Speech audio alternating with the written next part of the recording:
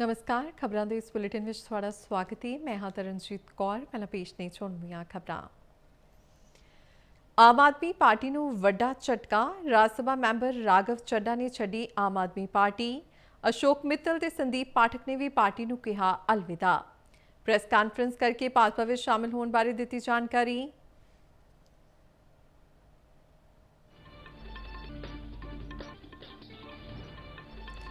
ਪੰਜਾਬ ਵਿੱਚ ਮਰਦਮਸ਼ੁਮਾਰੀ ਦੀਆਂ ਤਿਆਰੀਆਂ ਮੁਕੰਮਲ। 2 ਪੜਾਵਾਂ ਤਹਿਤ ਕੀਤੀ ਜਾਵੇਗੀ ਮਰਦਮਸ਼ੁਮਾਰੀ। 15 ਮਈ ਤੋਂ 13 ਜੂਨ 2026 ਤੱਕ ਚੱਲੇਗਾ ਮਰਦਮਸ਼ੁਮਾਰੀ ਦਾ ਪਹਿਲਾ ਪੜਾਅ। ਫਰਵਰੀ 2027 ਵਿੱਚ ਕਰਵਾਇਆ ਜਾਵੇਗਾ ਮਰਦਮਸ਼ੁਮਾਰੀ ਦਾ ਦੂਜਾ ਪੜਾਅ।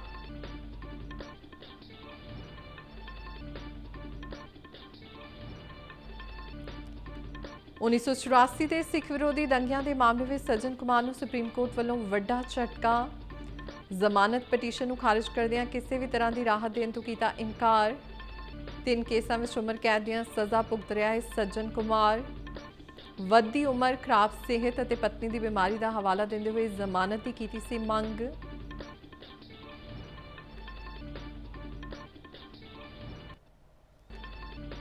ਲਾਰੈਂਸ ਆਫ ਪੰਜਾਬ ਸੀਰੀਜ਼ ਤੇ ਕੇਂਦਰ ਸਰਕਾਰ ਨੇ ਲਾਈ ਰੋਕ। ਕੇਂਦਰੀ ਸੂਚਨਾ ਤੇ ਪ੍ਰਸਾਰਣ ਮੰਤਰਾਲੇ ਵੱਲੋਂ ਐਡਵਾਈਜ਼ਰੀ ਜਾਰੀ। ਪੰਜਾਬ ਹਰਿਆਣਾ ਹਾਈ ਕੋਰਟ ਵਿੱਚ ਸਰਕਾਰ ਵੱਲੋਂ ਦਿੱਤੀ ਗਈ ਜਾਣਕਾਰੀ। ਡੀਜੀਪੀ ਗੌਰਵ ਯਾਦਵ ਨੇ ਕੇਂਦਰ ਸਰਕਾਰ ਦਾ ਕੀਤਾ ਧੰਨਵਾਦ।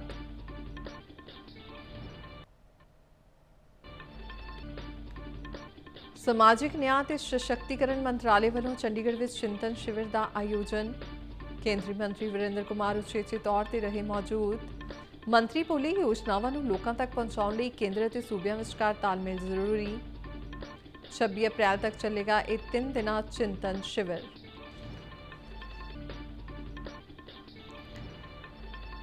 ਪੰਜਾਬ ਭਰ ਵਿੱਚ ਅੱਜ ਰਾਤ 8 ਵਜੇ ਤੋਂ ਹੋਵੇਗੀ blackout mock drill. Civil defence ਦੀਆਂ ਤਿਆਰੀਆਂ ਦਾ ਹੋਵੇਗਾ ਮੁਲਾਂਕਣ। ਲੋਕਾਂ ਨੂੰ ਹਦਾਇਤਾਂ ਦੀ ਪਾਲਣਾ ਕਰਨ ਦੀ ਸਲਾਹ।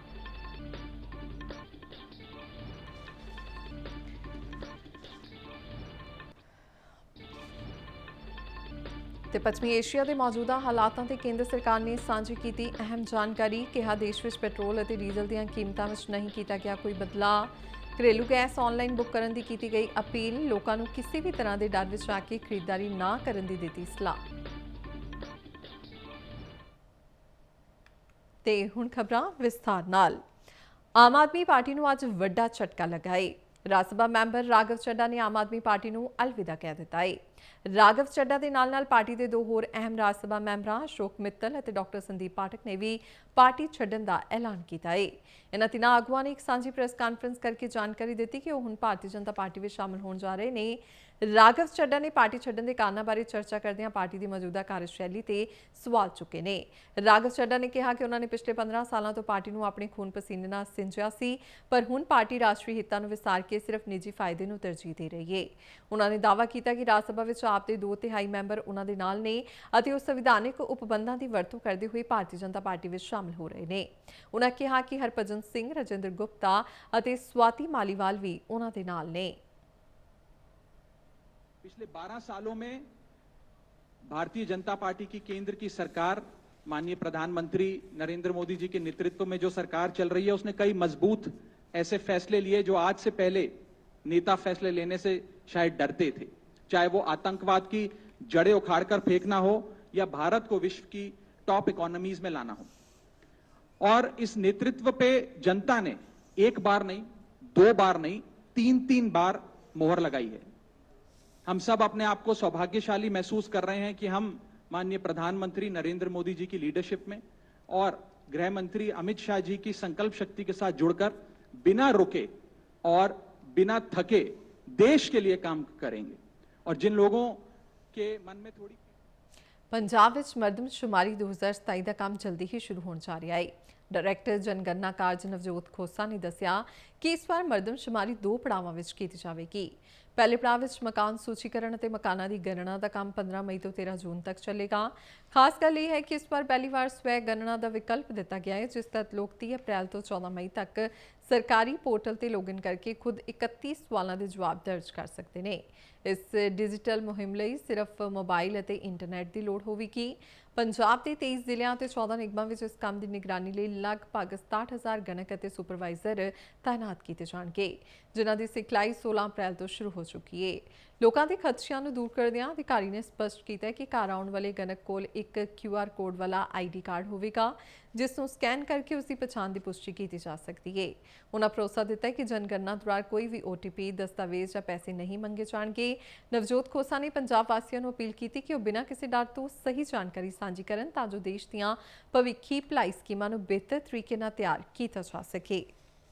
सेंसस 2027 का काम बहुत जल्द पंजाब में शुरू होने वाला है, 30 अप्रैल से लेके 14 मई तक, और फिर घर घर में जाके जो मकान सूचीकरण और मकानों की गिनती करनी है वो 15 मई से लेके 13 जून तक खत्म होना है।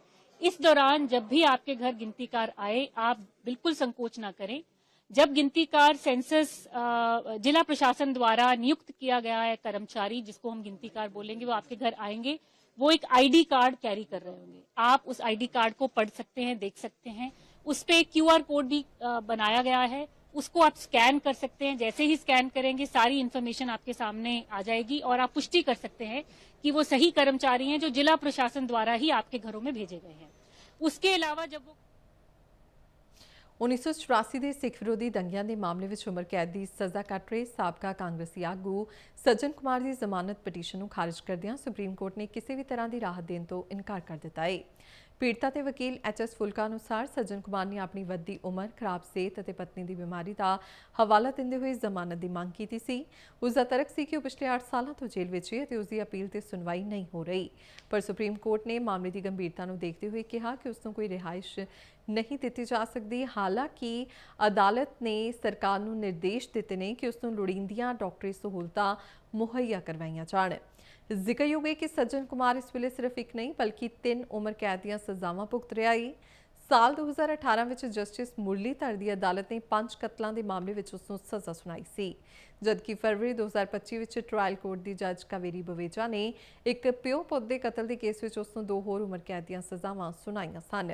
ਸੁਪਰੀਮ ਕੋਰਟ ਨੇ ਹੁਣ ਇਸ ਮਾਮਲੇ ਦੀ ਅਗਲੀ ਸੁਣਵਾਈ ਜੁਲਾਈ ਵਿੱਚ ਤੈਅ ਕੀਤੀ ਹੈ, ਜਿਸ ਕਾਰਨ ਸੱਜਣ ਕੁਮਾਰ ਨੂੰ ਫਿਲਹਾਲ ਜੇਲ੍ਹ ਵਿੱਚ ਹੀ ਰਹਿਣਾ ਪਵੇਗਾ। आज सुप्रीम कोर्ट ने उसको बेल देने से मना कर दिया और ये कहा कि जुलाई में हम अपील की सुनवाई पे लगाते हैं और जुलाई में आप अपनी बेल के लिए भी जुलाई में जाके करो। आज उसको कोई राहत नहीं मिली। उन्होंने बहुत इंसिस्ट किया कि वो खुद बीमार है। उन्होंने कहा हम सरकार को डायरेक्ट करते हैं कि आपकी मेडिकल फैसिलिटी जो है उसको ध्यान रखा जाए। उसने कहा लास्ट वीक ही उसको सफदरजंग हॉस्पिटल लेके गए। वो कहते जो मेडिकली आपको चाहिए वो सरकार आपको प्रोवाइड करेगी, मगर बेल नहीं मिल सकती। DGP ਗੌਰਵ ਯਾਦਵ ਨੇ ਸੋਸ਼ਲ ਮੀਡੀਆ ਰਾਹੀਂ ਜਾਣਕਾਰੀ ਸਾਂਝੀ ਕਰਦਿਆਂ ਦੱਸਿਆ ਕਿ ਪੰਜਾਬ ਪੁਲਿਸ ਦੇ ਸਪੈਸ਼ਲ DGP ਸਾਈਬਰ ਕ੍ਰਾਈਮ ਵੱਲੋਂ ਲਾਰੈਂਸ ਆਫ ਪੰਜਾਬ ਨਾਮਕ ਸੀਰੀਜ਼ ਤੇ ਰੋਕ ਲਗਾਉਣ ਲਈ ਕੇਂਦਰੀ ਸੂਚਨਾ ਅਤੇ ਪ੍ਰਸਾਰਣ ਮੰਤਰਾਲੇ ਤੱਕ ਪਹੁੰਚ ਕੀਤੀ ਗਈ ਸੀ। ਪੁਲਿਸ ਨੇ IT ਐਕਟ ਦੀ ਧਾਰਾ 69 ਤਹਿਤ ਇਸ ਮਾਮਲੇ ਵਿੱਚ ਤੁਰੰਤ ਦਖਲ ਦੇਣ ਦੀ ਮੰਗ ਕੀਤੀ ਸੀ। ਪੰਜਾਬ ਪੁਲਿਸ ਇਸ ਪਹਿਲ ਕਦਮੀ ਤੇ ਕਾਰਵਾਈ ਕਰਦਿਆਂ ਸੂਚਨਾ ਅਤੇ ਪ੍ਰਸਾਰਣ ਮੰਤਰਾਲੇ ਨੇ G5 OTT ਪਲੇਟਫਾਰਮ ਨੂੰ ਇੱਕ ਐਡਵਾਈਜ਼ਰੀ ਜਾਰੀ ਕੀਤੀ ਹੈ, ਜਿਸ ਵਿੱਚ ਉਹਨਾਂ ਨੂੰ ਇਸ ਕੰਟੈਂਟ ਨੂੰ ਰਿਲੀਜ਼ ਨਾ ਕਰਨ ਦੇ ਨਿਰਦੇਸ਼ ਦਿੱਤੇ ਗਏ ਨੇ। DGP ਗੌਰਵ ਯਾਦਵ ਨੇ ਕੇਂਦਰ ਸਰਕਾਰ ਦੇ ਸਹਿਯੋਗ ਅਤੇ ਤੁਰੰਤ ਕਾਰਵਾਈ ਲਈ ਧੰਨਵਾਦ ਕਰਦਿਆਂ ਕਿਹਾ ਕਿ ਇਹ ਕਦਮ ਸੂਬੇ ਦੇ ਸਮਾਜਿਕ ਤਾਣੇ ਬਾਣੇ ਨੂੰ ਸੁਰੱਖਿਅਤ ਰੱਖਣ ਅਤੇ ਜ਼ਿੰਮੇਵਾਰਾਨਾ ਕੰਟੈਂਟ ਪ੍ਰਸਾਰਿਤ ਕਰਨ ਨੂੰ ਯਕੀਨੀ ਬਣਾਉਣ ਲਈ ਅਹਿਮ ਹੈ। ਉਨ੍ਹਾਂ ਦੁਹਰਾਇਆ ਕਿ ਪੰਜਾਬ ਪੁਲਿਸ ਰਾਜ ਵਿੱਚ ਸ਼ਾਂਤੀ ਅਤੇ ਜਨਤਕ ਵਿਵਸਥਾ ਨੂੰ ਕਾਇਮ ਰੱਖਣ ਲਈ ਪੂਰੀ ਤਰ੍ਹਾਂ ਵਚਨਬੱਧ ਹੈ।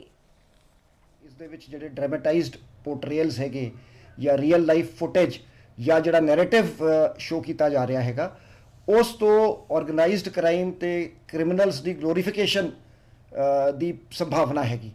ਇਸ ਨੂੰ ਵੇਖਦੇ ਹੋਏ ਪੰਜਾਬ ਪੁਲਿਸ ਨੇ ਇਹ matter ministry of information and broadcasting government of India, ਜਿਹੜੀ ਕਿ ਡੈਜ਼ਿਗਨੇਟਿਡ ਨੋਡਲ ਏਜੰਸੀ ਹੈਗੀ ਫॉर OTT ਕੰਟੈਂਟਸ, ਨਾਲ ਟੇਕਅਪ ਕੀਤਾ ਕਿ ਇਨਫੋਰਮੇਸ਼ਨ ਟੈਕਨੋਲੋਜੀ ਐਕਟ ਦੇ ਸੈਕਸ਼ਨ 69 ਦੇ ਅੰਤਰਗਤ ਇਸ ਨੂੰ ਬੈਨ ਕੀਤਾ ਜਾਵੇ। ਤੇ after examination of the entire material ਤੇ ਇੱਕ advisory ministry of information and broadcasting ਨੇ ਇਸ਼ੂ ਕੀਤੀ ਹੈਗੀ OTT ਪਲੇਟਫਾਰਮ ਨੂੰ, ਤੇ ਉਹਨਾਂ ਨੂੰ ਐਡਵਾਈਜ਼ ਕੀਤਾ ਗਿਆ ਹੈਗਾ ਕਿ ਇਹ ਡਾਕੂਮੈਂਟਰੀ ਰਿਲੀਜ਼ ਨਾ ਕੀਤੀ ਜਾਵੇ। ਮੋਹਾਲੀ ਵਿਖੇ ਆਯੋਜਿਤ ਚਿੰਤਨ ਸ਼ਿਵਰ ਦੌਰਾਨ ਕੇਂਦਰੀ ਮੰਤਰੀ ਵਰਿੰਦਰ ਕੁਮਾਰ ਨੇ ਸਮਾਜਿਕ ਨਿਆਂ ਦੀਆਂ ਯੋਜਨਾਵਾਂ ਨੂੰ ਹੇਠਲੇ ਪੱਧਰ ਤੱਕ ਪਹੁੰਚਾਉਣ ਲਈ ਕੇਂਦਰ ਅਤੇ ਸੂਬਿਆਂ ਦੇ ਆਪਸੀ ਤਾਲਮੇਲ ਤੇ ਵਿਸ਼ੇਸ਼ ਜ਼ੋਰ ਦਿੱਤਾ ਹੈ। ਉਨ੍ਹਾਂ ਕਿਹਾ ਕਿ ਇਹ ਸ਼ਿਵਰ ਸੂਬਿਆਂ ਦੇ ਮੰਤਰੀਆਂ ਤੇ ਸਕੱਤਰਾਂ ਨਾਲ ਮਿਲ ਕੇ ਕੇਂਦਰੀ ਯੋਜਨਾਵਾਂ ਦੀ ਸਮੀਖਿਆ ਕਰਨ ਅਤੇ ਭਵਿੱਖ ਦੇ ਵਿਜ਼ਨ ਨੂੰ ਤਿਆਰ ਕਰਨ ਦਾ ਇੱਕ ਅਹਿਮ ਜ਼ਰੀਆ ਹੈ, ਜਿਸ ਨਾਲ ਕੇਂਦਰ ਰਾਜ ਸੰਬੰਧ ਹੋਰ ਮਜ਼ਬੂਤ ਹੁੰਦੇ ਨੇ। ਇਸ ਦੇ ਨਾਲ ਹੀ ਪੱਛਮੀ ਬੰਗਾਲ ਵਿੱਚ ਹੋ ਰਹੀ ਭਾਰੀ ਵੋਟਿੰਗ ਤੇ ਟਿੱਪਣੀ ਕਰਦਿਆਂ ਉਨ੍ਹਾਂ ਕਿਹਾ ਕਿ ਜਨਤਾ ਹੁਣ ਬਦਲਾਅ ਦੇ ਮੂਡ ਵਿੱਚ ਹੈ ਅਤੇ ਬਿਨਾਂ ਕਿਸੇ ਡਰ ਤੋਂ ਵੋਟ ਪਾਉਣ ਲਈ ਬਾਹਰ ਨਿਕਲ ਰਹੀ ਹੈ। ਉਨ੍ਹਾਂ ਭਰੋਸਾ ਜਤਾਇਆ ਕਿ ਬਿਹਤਰ ਚੋਣ ਪ੍ਰਬੰਧਾਂ ਕਾਰਨ ਲੋਕਾਂ ਵਿੱਚ ਵਿਸ਼ਵਾਸ ਵਧਿਆ ਹੈ, ਜਿਸ ਦੇ ਸਕਾਰਾਤਮਕ ਨਤੀਜੇ ਬਿਹਾਰ ਵਾਂਗ ਬੰਗਾਲ ਵਿੱਚ ਵੀ ਦੇਖਣ ਨੂੰ ਮਿਲਣਗੇ। ਜ਼ਿਕਰਯੋਗ है कि ये 3 दिना शिविर 26 अप्रैल तक चलेगा। हर वर्ष जो है ना विभाग के राज्य के जो मंत्री हैं उन राज्यों के मंत्रियों के साथ में सचिवों के साथ में बैठ करके मिनिस्ट्री की जो योजनाएं हैं उन योजनाओं की समीक्षा करना, राज्यों में क्या नवाचार हो रहे हैं, केंद्र की योजनाओं का इम्प्लीमेंटेशन की सीमा तक हो रहा है, कहाँ उसमें नए अच्छे प्रयोग हुए हैं, कहाँ उसमें असुविधाएं आ रही हैं, इन सारी चीज़ों का मंथन होता है। आगे आने वाले भविष्य की जो है ना वो विजन को लेकर भी जो है ना बहुत सारे कार्यक्रमों की रूपरेखाएं इसमें तैयार होती हैं, नए नए सुझाव आते हैं, विचार आते हैं। वो सबसे बड़ी चीज़ है। ਹੰਗਾਮੀ ਤਿਆਰੀ ਦਾ ਮੁਲਾਂਕਣ ਕਰਨ ਲਈ ਅੱਜ ਰਾਤ 8 ਵਜੇ ਤੋਂ 15 ਮਿੰਟ ਲਈ ਪੰਜਾਬ ਭਰ ਵਿੱਚ ਬਲੈਕਆਊਟ ਮੌਕ ਡਰਿਲ ਕੀਤੀ ਜਾ ਰਹੀ ਹੈ। ਇਹ ਮੌਕ ਡਰਿਲ ਗ੍ਰਹਿ ਮੰਤਰਾਲੇ ਦੀਆਂ ਹਦਾਇਤਾਂ ਮੁਤਾਬਿਕ ਸੂਬੇ ਵਿੱਚ ਸਿਵਲ ਡਿਫੈਂਸ ਤਿਆਰੀਆਂ ਦੀ ਘੋਖ ਲਈ ਕੀਤੀ ਜਾ ਰਹੀ ਹੈ। ਅੱਜ ਸਾਰੇ ਜ਼ਿਲ੍ਹਿਆਂ ਵਿੱਚ ਪਹਿਲਾਂ ਤੋਂ ਸ਼ਨਾਖਤ ਕੀਤੇ ਗਏ ਖੇਤਰਾਂ ਵਿੱਚ ਇੱਕ ਸਿਵਲ ਡਿਫੈਂਸ 에ਅਰ ਰੇਡ ਅਤੇ ਬਲੈਕਆਊਟ ਮੌਕ ਡਰਿਲ ਕੀਤੀ ਜਾਵੇਗੀ। ਮੌਕ ਡਰਿਲ ਇੱਕ ਹਵਾਈ ਹਮਲੇ ਦੇ ਚੇਤਾਵਨੀ ਸਿਗਨਲ ਨਾਲ ਸ਼ੁਰੂ ਹੋਵੇਗੀ। ਇਸ ਦੇ ਲਈ 2 ਮਿੰਟ ਤੱਕ ਸਾਇਰਨ ਵੱਜੇਗਾ। ਇਹਨਾਂ ਸ਼ਨਾਖਤ ਕੀਤੇ ਗਏ ਖੇਤਰਾਂ ਵਿੱਚ ਰਹਿੰਦੇ ਲੋਕਾਂ ਨੂੰ ਬਲੈਕਆਊਟ ਦੌਰਾਨ ਸਾਰੀਆਂ ਗੈਰ ਜ਼ਰੂਰੀ ਬੱਤੀਆਂ ਬੰਦ ਕਰਨ ਦੀ ਹਦਾਇਤ ਦਿੱਤੀ ਗਈ ਹੈ। ਜ਼ਿਕਰਯੋਗ ਹੈ ਕਿ ਇਸ ਡਰਿਲ ਦੌਰਾਨ ਜ਼ਰੂਰੀ ਸੇਵਾਵਾਂ ਪੂਰੀ ਤਰ੍ਹਾਂ ਨਾਲ ਕਾਰਜਸ਼ੀਲ ਰਹਿਣਗੀਆਂ। ਇਧਰ ਜਲੰਧਰ ਦੇ ਡਿਪਟੀ ਕਮਿਸ਼ਨਰ ਵਰਜੀਤ ਵਾਲੀਆ ਨੇ ਬਲੈਕਆਊਟ ਸੰਬੰਧੀ ਜਾਣਕਾਰੀ ਦਿੰਦਿਆਂ ਦੱਸਿਆ ਕਿ ਅੱਜ ਰਾਤ 8 ਵਜੇ ਸਿਰਫ ਖਾਲਸਾ ਕਾਲਜ ਫॉर वुमेन ਵਿਖੇ ਮੌਕ ਡਰਿਲ ਅਤੇ ਬਲੈਕਆਊਟ ਹੋਵੇਗਾ। रात के 8 बजे मॉक ड्रिल की जाएगी, लेकिन ये केवल जो हमारा Khalsa college for women Jalandhar है सिर्फ उसके प्रेमिसेस में ये मॉक ड्रिल की जाएगी।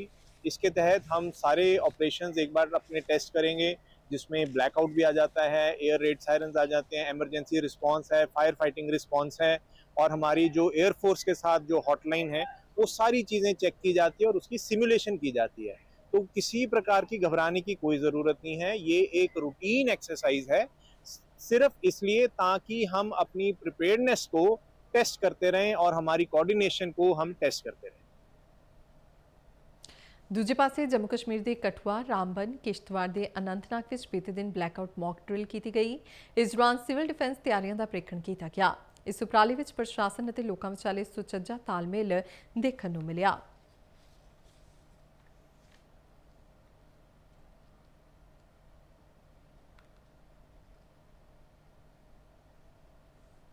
ਪੱਛਮੀ ਏਸ਼ੀਆ ਵਿੱਚ ਚੱਲ ਰਹੀ ਘਟਨਾਕ੍ਰਮ ਦੇ ਮੱਦੇਨਜ਼ਰ ਭਾਰਤ ਸਰਕਾਰ ਦੇ ਵੱਖ-ਵੱਖ ਮੰਤਰਾਲਿਆਂ ਨੇ ਇੱਕ ਅੰਤਰ ਮੰਤਰਾਲਾ ਪ੍ਰੈਸ ਕਾਨਫਰੰਸ ਰਾਹੀਂ ਦੇਸ਼ਵਾਸੀਆਂ ਨੂੰ ਅਹਿਮ ਜਾਣਕਾਰੀ ਦਿੱਤੀ ਹੈ। ਪੈਟਰੋਲੀਅਮ ਮੰਤਰਾਲੇ ਦੀ ਸੰਯੁਕਤ ਸਕੱਤਰ ਸੁਜਾਤਾ ਸ਼ਰਮਾ ਨੇ ਸਪਸ਼ਟ ਕੀਤਾ ਹੈ ਕਿ ਦੇਸ਼ ਵਿੱਚ ਪੈਟਰੋਲ ਅਤੇ ਡੀਜ਼ਲ ਦੀਆਂ ਕੀਮਤਾਂ ਵਿੱਚ ਕੋਈ ਬਦਲਾਅ ਨਹੀਂ ਕੀਤਾ ਗਿਆ ਹੈ। ਮੰਤਰਾਲੇ ਨੇ ਲੋਕਾਂ ਨੂੰ ਅਪੀਲ ਕੀਤੀ ਕਿ ਉਹ ਕਿਸੇ ਵੀ ਤਰ੍ਹਾਂ ਦੇ ਡਰ ਵਿੱਚ ਆ ਕੇ ਖਰੀਦਦਾਰੀ ਕਰਨ ਤੋਂ ਬਚਣ, ਕਿਉਂਕਿ ਤੇਲ ਦੀ ਸਪਲਾਈ ਪੂਰੀ ਤਰ੍ਹਾਂ ਆਮ ਹੈ। ਸਮੁੰਦਰੀ ਮਾਰਗਾਂ ਤੇ ਆਵਾਜਾਈ ਦੇ ਸੰਬੰਧ ਵਿੱਚ ਸ਼ਿਪਿੰਗ ਮੰਤਰਾਲੇ ਨੇ ਭਰੋਸਾ ਦਿੱਤਾ ਹੈ ਕਿ ਸਾਰੇ ਭਾਰਤੀ ਬੰਦਰਗਾਹਾਂ ਤੇ ਕੰਮਕਾਜ ਆਮ ਵਾਂਗ ਚੱਲ ਰਿਹਾ ਹੈ ਅਤੇ ਪਿਛਲੇ 24 ਘੰਟਿਆਂ ਵਿੱਚ ਕਿਸੇ ਵੀ ਭਾਰਤੀ ਸਮੁੰਦਰੀ ਜਹਾਜ਼ ਨਾਲ ਕੋਈ ਅਣਸੁਖਾਵੀ ਘਟਨਾ ਨਹੀਂ ਵਾਪਰੀ ਹੈ। ਵਿਦੇਸ਼ ਮੰਤਰਾਲੇ ਨੇ ਜਾਣਕਾਰੀ ਦਿੱਤੀ ਕਿ ਭਾਰਤੀ ਦੂਤਾਵਾਸ ਵਿਦੇਸ਼ਾਂ ਵਿੱਚ ਰਹਿ ਰਹੇ ਭਾਰਤੀ ਨਾਗਰਿਕਾਂ ਦੇ ਲਗਾਤਾਰ ਸੰਪਰਕ ਵਿੱਚ ਨੇ। ਉਡਾਨਾਂ ਦੇ ਸੰਬੰਧ ਵਿੱਚ ਦੱਸਿਆ ਗਿਆ ਕਿ ਭਾਰਤ ਅਤੇ ਕੁਵੈਤ ਦਰਮਿਆਨ ਸੀਮਿਤ ਉਡਾਨਾਂ ਜਲਦੀ ਸ਼ੁਰੂ ਹੋਣਗੀਆਂ, ਜਦੋਂ ਕਿ UAE ਅਤੇ ਭਾਰਤ ਵਿਚਾਲੇ ਸੀਮਿਤ ਹਵਾਈ ਸੇਵਾਵਾਂ ਪਹਿਲਾਂ ਹੀ ਜਾਰੀ ਨੇ। ਸਰਕਾਰ ਪੂਰੀ ਸਥਿਤੀ ਤੇ ਨੇੜਿਓਂ ਨਜ਼ਰ ਰੱਖ ਰਹੀ ਹੈ ਤਾਂ ਜੋ ਸਪਲਾਈ ਚੇਨ ਅਤੇ ਨਾਗਰਿਕਾਂ ਦੀ ਸੁਰੱਖਿਆ ਨੂੰ ਯਕੀਨੀ ਬਣਾਇਆ ਜਾ ਸਕੇ। पेट्रोल और डीजल की सप्लाई भी पर्याप्त उपलब्ध है। किसी भी पेट्रोल पंप पर ड्राई आउट नहीं है, परंतु यहाँ भी र्यूमर्स के चलते कुछ पेट्रोल पंप्स पर कुछ एरियाज़ में पैनिक बाइंग देखी जा रही है। आप सभी के माध्यम से मैं ये बताना चाहूँगी कि हमारे पास सप्लाईज पर्याप्त हैं। पेट्रोल और डीजल के प्राइजेस में कोई इंक्रीज़ नहीं किया गया है, इसलिए कृपया पैनिक बाइंग से बचें। ਖਬਰਾਂ ਦੇ ਬੁਲੇਟਿਨ ਸਾਰੇ ਦਰਸ਼ਕ ਡੀਡੀ ਨਿਊਜ਼ ਪੰਜਾਬ ਦੇ YouTube channel, Facebook page, Instagram ਅਤੇ ਸੋਸ਼ਲ ਮੀਡੀਆ ਪਲੇਟਫਾਰਮ X ਤੇ ਵੀ ਦੇਖ ਸਕਦੇ ਨੇ। ਇਸ ਨਾਲ ਹੀ ਖਬਰਾਂ ਦਾ ਬੁਲੇਟਿਨ ਖਤਮ ਹੁੰਦਾ ਹੈ। ਇਜਾਜ਼ਤ ਦਿਓ, ਨਮਸਕਾਰ।